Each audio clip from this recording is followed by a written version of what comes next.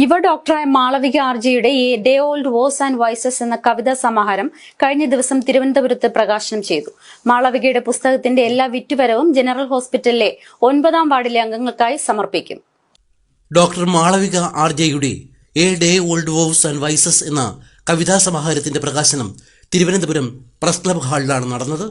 എഴുത്തുകാരനും വിവർത്തകനും retired IAS ഉദ്യോഗസ്ഥനുമായ K Jayakumar ചടങ്ങിൽ മുഖ്യാതിഥിയായിരുന്നു.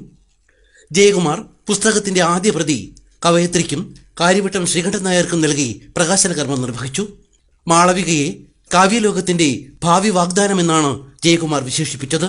മുൻ entrance exam joint commissioner doctor KP Jayakiran പുസ്തകാവതരണ വേളയിൽ 26 കവിതകളിൽ രചയിതാവ് നിറച്ച വാക്കുകളുടെ മാന്ത്രികതയെയും കവിതയുടെ അന്തഃസത്തയെയും കുറിച്ച് വാചാലനായി. ചടങ്ങിന്റെ ഉദ്ഘാടനം ആരോഗ്യവകുപ്പ് principal secretary APM Muhammad Haneesh IAS നിർവഹിച്ചു. KN സനു അധ്യക്ഷനായിരുന്നു.